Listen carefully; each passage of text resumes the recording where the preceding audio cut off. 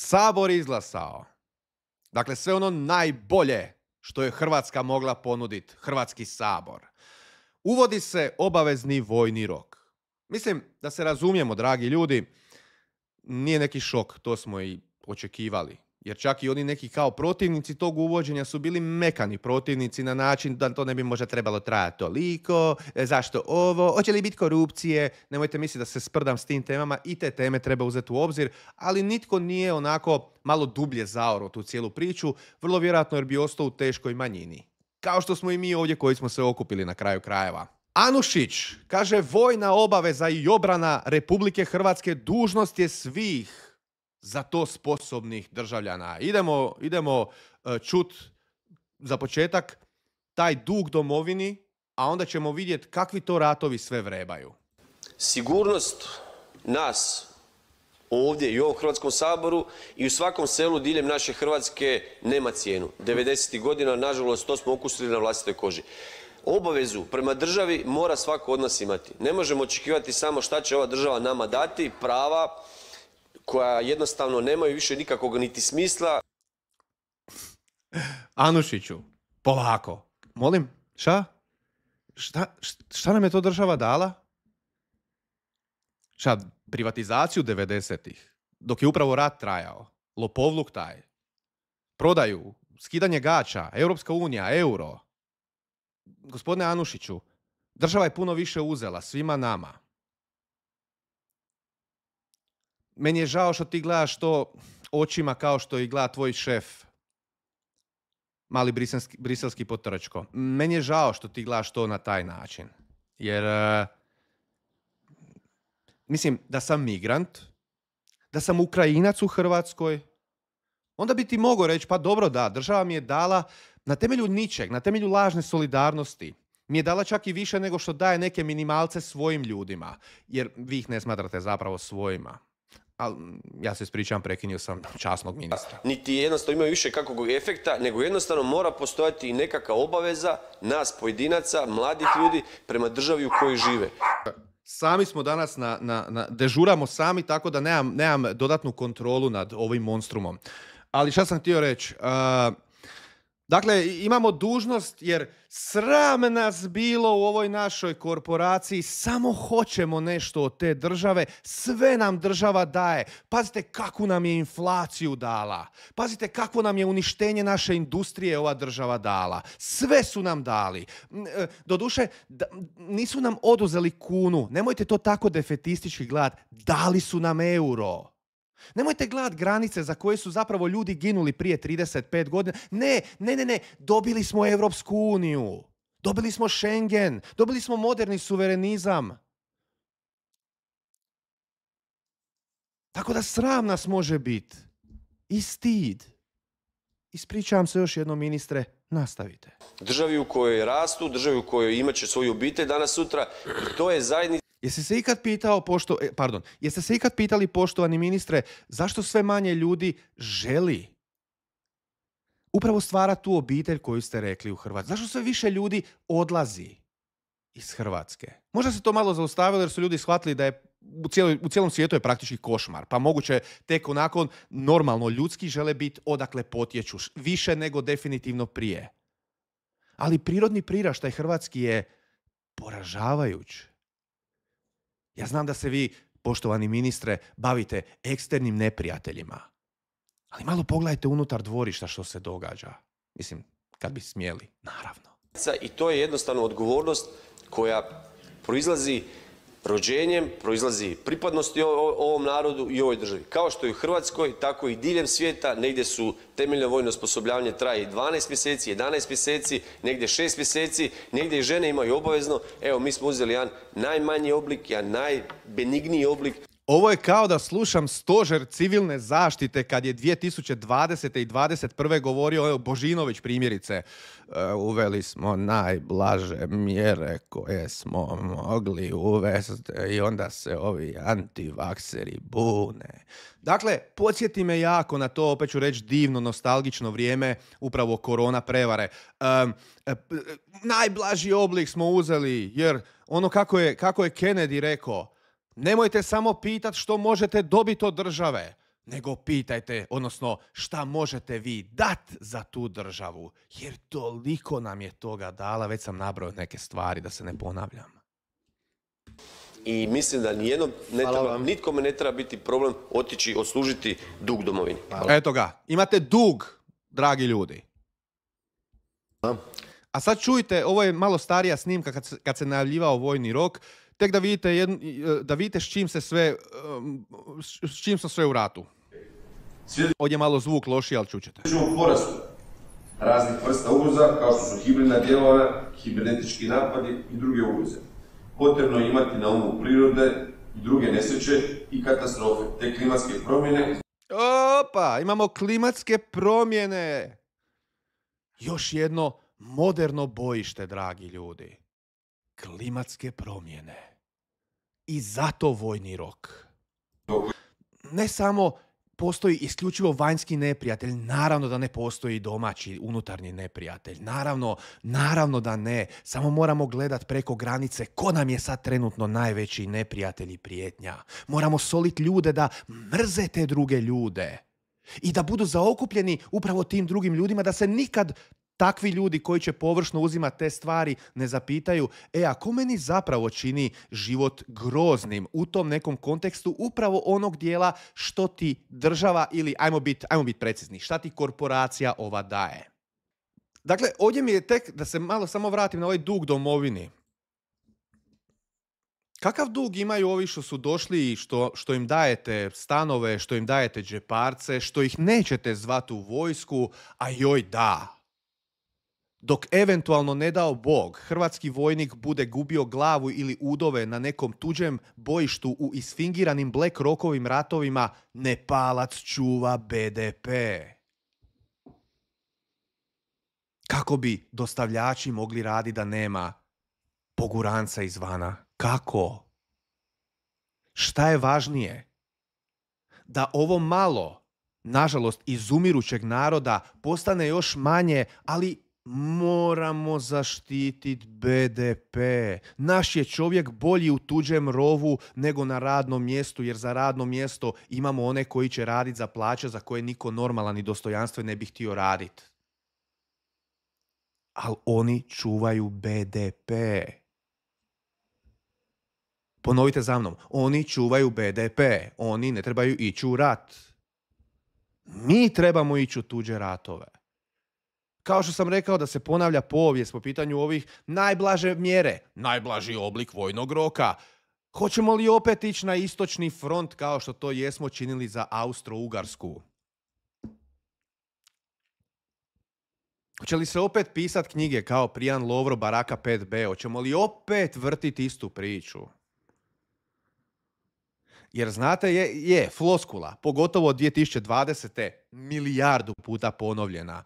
Ali ako nisi naučio svoju povijest kako treba, ako nisi izvukao pouke iz nje, itekako će se ponoviti. Ne spontano, ne slučajno, ne slučajnim slijedom događaja, nego itekako ciljano, itekako planirano. Ali evo, situacija je takva. Situacija je takva da opet, iznova, dragi ljudi, imamo borbu ustaša i partizana. Tomašević bi opet branio, javlja se Thompson, javlja se zaštitnik Thompsona, Andrej Plenković, veliki domoljub naš se javlja i brani Marka Perkovića Thompsona, izaziva Tomaševića da izađe i kaže ne možeš ni jedan koncert imat. Znate što mi je jako zanimljivo? Kad Plenković spominje cenzuru u smislu kao Tomašević bi cenzurirao, izgleda da je Plenković zajedno sa svojom ekipom imao sinkopu od 2020. do 2022. makar taj period. Znate, kada je cenzura bila mainstream, kada se tu nisu razlikovali previše ni Možemo, ni HDZ, ni SDP, dapače, svi su nekako bili za cenzuru. Ali dolazi vojni rok, šuška se sa svih strana, moramo opet ovo staviti u temu. Moramo se opet baviti, hoće li biti zabrana, koliko će biti ovoga, hoće li biti dronova, hoće li biti no cash. Moramo se baviti ustašama i partizanima, pa 2025. je logičan slijed događaja. Zar ne? U istoj državi gdje je jedna od glavnih tema sad upravo koliko koncerata će biti, šta je Tomašević jer znate da ima, mislim, ovo je nekako bilo puf prošlo, ovo je bilo prije moje Budimpešte. 22. Evo, prije tjedan dana je ovo bilo. Dakle, tjedan dana. Reakcija na novi skandal Martine Dalić. Ovo je sprdnja, ruganje građanima. Neka malverzacija, nešto kao krivo je nešto napravila, vamo tamo. I onda sam ja malo pogledao neke stare članke, upravo ove velike naše domoljubne žene koja u koju god firmu dođe napravit čudesa u toj firmi. Velika čudesa, ali za ta čudesa je, dragom Bogu hvala, adekvatno plaćena. Gledate upravo u ženu koja živi ko Lindin san. Dobro ste me čuli. Živi ko Lindin san, jer njena plaća nije 8.000 eura. To je otprilike tjedna plaća. I još bude nekih bonusa abnormalnih, ali kako bi rekla pjesma od Kiše Metaka, koja se zove Nadan prema Nadanu Vidoševiću, gdje je nekako glavni refren, odnosno dio je hoću još, imam sve šta god hoš i hoću još. Mogu bi staviti kapuljaču, izgledao bi više gangsta. Nemojte se baviti s tim temama. Nemojte gledati uopće temu da je na rubu siromaštva gotovo 1 milijun ljudi u Hrvatskoj. To nisu popularne teme, dragi ljudi. Te teme ne dijele. Te teme imaju potencijal čak udružiti ljude kada bi htjeli shvatiti ko ih u biti uništava. Ovaj put ću reći isključivo ekonomsko, ali na jako puno drugih načina. Nemojmo pričati o tome. Sinčić. U vrijeme, ovo je bilo 2022. 31.8. naslov kaže Ukrajinci dobijaju 3.600 kuna i kaže ne mogu shvatiti one koji to podržavaju. Tek da se malo prisjetimo tih dana prije, evo, praktički preko 3 godine, objavljena je odluka vlade da mjesečno isplaćuje 3.600 i znate šta je zanimljivo opet? Znam da nisam jedini, opet 3.600. Ali 3.600 kuna pa je ok. Svakom Ukrajincu u Hrvatskoj, ja sad ne znam je li to doslovno i ne zafrkam se, ako je došlo 2 primjerice odraslih Ukrajinaca sa 2 djece, je li to 4 puta 3.600? Ne znam. Ali ovaj drugi dio je važniji. Dok se priča opet koliko će koncerata biti rasprodano. I hoće li Tomašević zabraniti nešto i Plenković koji srčano staje kao veliki naš patriot u obranu nerežimskog pjevača MPT-a. Neto plaća u Hrvatskoj tad je bila 3.750 i to uzmite, minimalna neto plaća, i to uzmite da je vrlo, vrlo vjerojatno bilo i gore od toga. Ali to su bile cifre. Dakle, ljudi koji su tu došli, ja sam prvi da se ljudima pomogne. Mada ja ću vam reći ovako, kad sam sa majkom i bratom, kad smo išli u Harkanje, mi smo masno plaćali očito bezobraznim Mađarima koji su htjeli zloupotrijebiti tu situaciju u kojoj smo bili kao doslovno izbjeglice što smo išli tamo. Nisam ni za taj princip, ali nisam ni za princip da, oprostite na izrazu, serete po svojim ljudima, a glumite kao da pomažete drugima jer imate veliko srce. Gdje vam je to srce prema vašem narodu? Namjerno pokazujem navodnike jer ja vjerujem da oni ne vide nikoga od nas kao dio njihovog naroda, oni imaju svoju kastu. Znam da je kasta u biti podjela u indijskom društvu, da su tamo bile kaste i tako dalje, ali znate na što mislim. A najniže mirovine u to isto vrijeme su bile između 1.100 i 3, i ne, mislim da čak 3, nemoj samo da je, dobro je, već sam mislim da je 3.300, ali okej. Dakle, bolje je očito biti u Hrvatskoj bilo što drugo nego onaj koji je tu. Onaj čiji su roditelji, na kraju krajeva i djedovi i bake, plaćali kroz cijeli svoj život neke poreze kako bi se gradilo i dizalo ovo, ceste, željeznice, šta god, kako god. Ne. Vi u rat, Nepalac čuva BDP. Ukrajinac dođi tu, dobit ćeš novce koje ne dobija ni naš umirovljenik koji je cijeli, da oprostite, jebeni život plaćao preogromne doprinose, gdje smo već više puta vrtili temu koliko se krade hrvatske umirovljenike upravo kroz tek izračun mirovine, gdje ispadne da bi trebali u onom nekom prosjeku koliko prosječno, a to bi valjda trebalo imati neko značenje u toj jednadžbi, koliko godina prosječni Hrvat, odnosno Hrvatica, doživi. Jer ako uzmete taj prosjek, ispadne da bi u tih nekih najčešće 12-13 godina od mirovine, kako kažu tek statistike, trebali dobiti 3 do 4 puta veću mirovinu, a znate šta se dogodi jer ne dobiju tu mirovinu? Pa korporacija zadrži novce.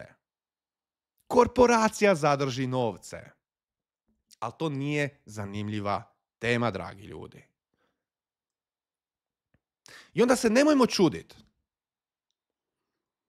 što tek prema statistici, odnosno zakonu velikih brojeva, odnosno, nažalost, ja ću reći zakonu sve većih brojeva, ćemo imati ovakve situacije.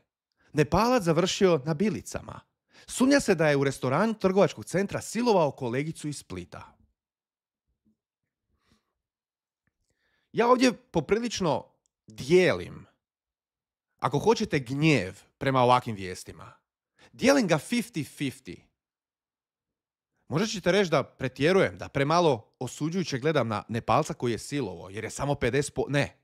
50% definitivno kriminalac Nepalac, 50% oni svi koji se busaju danas, koji vam govore da je potrebno dat dug domovini, indirektno, odnosno ugrubo.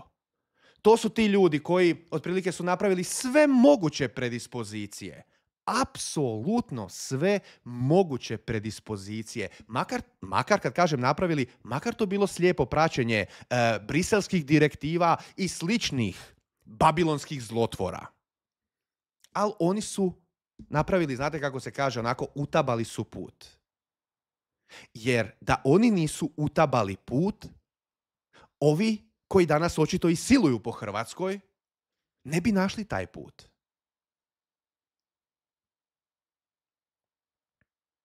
Ali znate kako je to? Kada, ja ću uvijek reći pod navodnicima, staviš svoje ljude na 3., 4. mjesto, normalno je da će se događati ovakve stvari.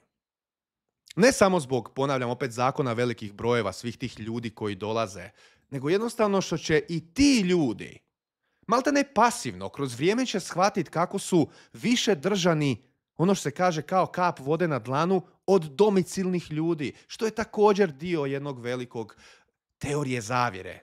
Kalergijev plan, teorija zavjere, glupost, nemojte slušati nikad o zamjenicima, nemojte. To su vam radikalno desničarske teorije zavjere. Vidite se kako dolazim u sudar, jer radikalni desničari ne vole kad kritiziram bilo šta u vezi Marka Perkovića Thompsona, onda opet imam radikalno desničarske poglede ako pitate Faktograf ili Indeks. Ja ne znam. Ne znam kako ću se nositi s tim. Evo vam jedan dokaz upravo tog stavljanja. Znate, kad gledam, ovo sad zvuči populistički, ali kako nisam političar, mogu kako hoću. Upravo vidjeli ste 810,000 ljudi u Europskoj uniji, u Hrvatskoj na rubu siromaštva. Jako puno, odnosno mal prirodni priraštaj. Jako puno novih stranih radnika. I onda imate ovo je stara snimka, ali morate ovo opet vidjeti zajedno sa mnom. Have an accommodation? Are you renting something? Are you with your friends? So how does that work? Nothing. The government of Croatia, they give us a home. They give us house. Okay, so you have a house to sleep. You're not sleeping on the street, right? Ovo je u Zagrebu bilo. No. Okay, I'm glad for that. You're earning no money currently in Croatia, right? Also, the government of Croatia, they give us from UNA. Okay. Jel čitate prijevod, jel? Okay, so you've got some from the government. You're receiving something to be able to survive. Najgore, znate šta je najgore? Što vi morate biti ono đubre koje će reći, aj stani s tim. Odnosno, bi trebali kao narod reći, aj stani s tim dok ne počistiš prvo smeće u svom dvorištu. Po ovaj put pod smeće mislim upravo tih 810,000 siromašnih. Pobrini se prvo da više ne bude ta cifra tolika. Pobrini se da ti ljudi imaju u najmanju ruku krov nad glavom. Pa ne služi li zato država? A joj da, živimo u kapitalizmu kojeg smo sami htjeli. Znate kako vole reći, sami smo to htjeli. Sami smo to htjeli kao i digitalizaciju koja nam dolazi, zar ne? Ali u svakom slučaju vidite kako se ciljano Svi drugi su dobrodošli i znate šta je najgore? Kad ovog nekog pita, kako se Hrvatska odnosi prema tebi? On će reći, ovo je zemlja iz snova. Koliko Hrvata, izuzev upravo te vrhuške elitne, koliko Hrvata misli da je Hrvatska u tom kontekstu, materijalnom, ekonomija, vamo tamo, poduzetnička klima, korupcija, koliko ljudi gleda Hrvatsku kao san, u smislu wow. Govorim politički, naravno, ekonomski i tako dalje. Vrlo vjerojatno, bilo bi jako zanimljivo pitat, i već je bilo nekih intervjua slično ovome, kako vide Hrvatsku. Oni su očarani. Mislim, ja sam prvi očaran prirodnim Bogom danim ljepotama. Prirodom. Ali sve ono što smo uspjeli, govorim sad kao kolektiv, napraviti od države, odnosno korporacije, je porazno. I onda još ovo trljanje, pomoćemo Ukrajincu, pomoćemo ovome, pa onda ona kriminalna baba iz Europske unije, Ursula von der Leyen, kaže idemo sada na oružavanje, pa onda Anušić kaže da, moramo se boriti, na kraju krajeva ratujemo i sa klimatskim promjenama. O moj dragi Bože,